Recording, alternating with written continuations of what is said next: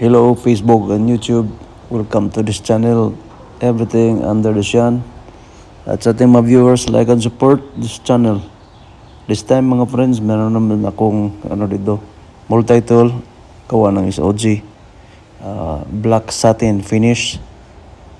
Last time ito pa lang una kong multi-tool pocket tools. Ito, maliit lang.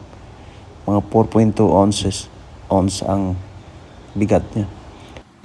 At ito naman yung bago ko ngayon, yung itong silver satin stone finish. So balik tayo dito sa itim. Usually pareho lang naman itong pocket tools dito sa kasi pareho itong model power paint.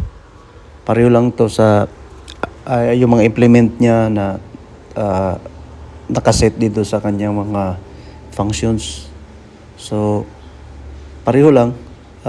Marami na akong nagawa nito at useful para sa akin, lalo pag on mobile ka o saan ka sa paligid ng iyong bahay, may nagagawin DIY, gawa ng mga laruan, pag-fix ng mga minor things na kaya-kaya niyang magawa ng paraan. At ito talaga ang katulong mo sa labi na sa mga mahilig sa mga hobbies. Hindi lang sa hobbies, kung hindi yung pang-araw-araw mong sa mga tatay at kuya, uncle. Ito'y very useful. So dito ito yung pocket clip niya, SOG emblem. At sa sukat na naman niya ay mga 3 pulgada mahigit ito. Actually na-review ko no ito sa yung una, yung silver na kulay. Pero iano lang din natin, bigyan natin ng comparison. Sa kulay lang naman sila nag-different kung nag-differ. But isama na rin natin sa ating content para madagdag sa aking YouTube channel. Kasi ito sana ang dadalhin ko na pa rin ako bibili. Pero kung papasok ka kasi sa airport, although pwede naman ito i-check-in sa mga luggage kung nagta-travel ka international. Pero sayang din kung baka for safety na lang, iniiwan ko na lang at pagdating ko na lang dito sa Estados Unidos ay bumili na lang ako ng panibago. Pero tinignan ko naman ito sa TSA compliance, okay naman siya, basta huwag mo lang i-check-in bag, luggage ka lang, hand carry, sorry. Huwag mo lang hand carry kasi may mga sharp ito. May mga sharp for safety na lang at for compliance. Mas maganda doon sa i-check-in. Although itong blade nito hindi naman mahaba kasi pass naman dyan sa qualification doon sa mga hindi naman siya considered weapons talaga. Pero mas mainam na i-check-in luggage mo lang. Yan, kita mo naman kutsilyo niya, hindi naman siya masyadong mahaba at drop point ang kanyang cut. Drop point, may slot siya dun sa ibabaw, pwede mo siyang pang-bend ng mga wires. At ang pag-lock nito ay i-press mo lang kasi slip joint itong niya, locking mechanism. Ito may owl siya. Ito gagamit ito sa mga pangbutas ng mga belt buckle, yung magdagdag ka ng butas kung maluwag yung buckle mo. Ito all the time, palagi ko talaga ito nagagamit. At kasi due to baba na yung waistline ko, kaya nagdagdag ako ng butas sa belt. So ganun din naman ang mga dito sa mga common dito sa mga multi-tools. So pag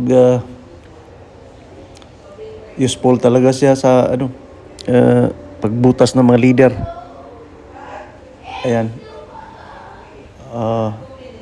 Sa iba namang mga tools kasi wala itong yung sa Gerber na dime, wala yung ganito. So ito kompleto at sa aking preference ay ito ang tama. Kaya nga bumili ako ng isa. Medyo ang presyo lang nito ay nasa piso, 2,000 mahigit, at sa dollar naman ay aabot siya ng 34, something 30. Ano pa bang meron na dito? So, makikita. Ito yung flathead screwdriver para sa mga glasses, eyeglass na maliliit na mga tornilyo sa gilid. Kayang-kaya niyang ikotin ng mga maliliit na tornilyo. Yan, simple-simple lang siya at useful.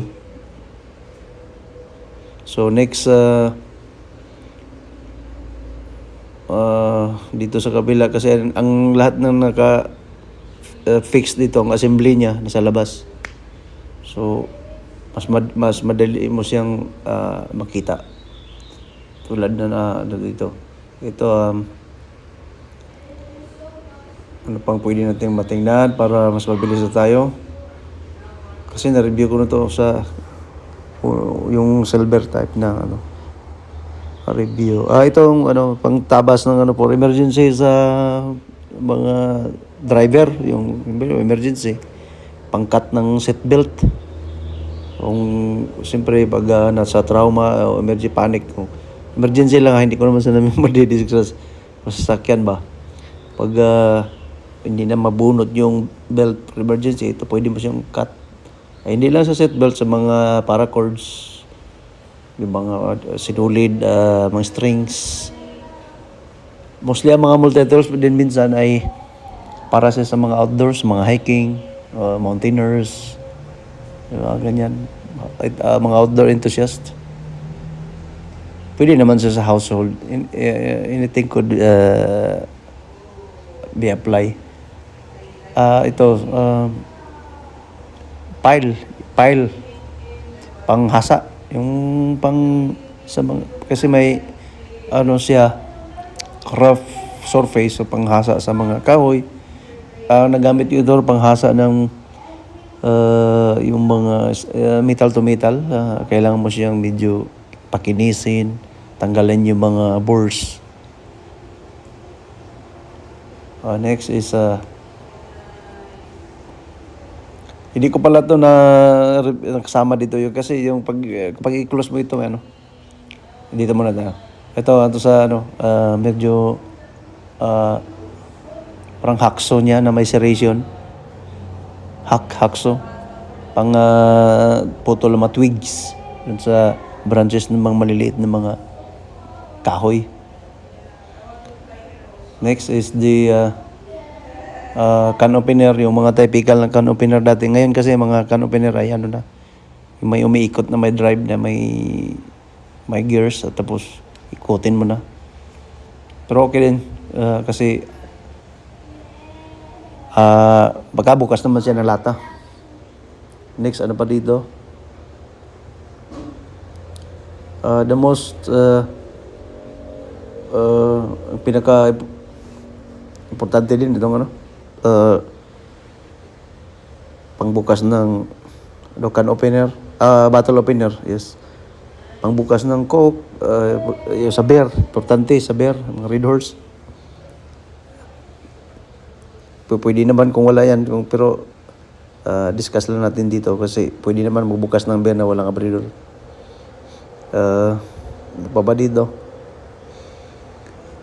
Ano pang ito, pinaka-common, Phillips screwdriver sa mga screw. Next, para hindi na tayo magtagal pa sa ating review.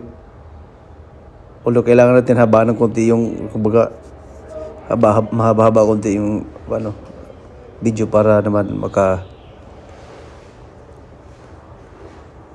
ito yung gunting, pang putol lang ng mga tableta. Yung, alam mo yung mga tableta na medyo mahaba, tulin mo siya, o sinulid, papel. So compact talaga siya, dito na sa isang pakitol, small title. So mas hindi ka na magdala ng paisa-isa, puno yung bulsa mo, dito ka na. At ito may spring tension ang gunting. Yes. So, naubos na yata. Meron pa ba tayo dito? Sandali lang. Tingnan natin. Ikutin natin.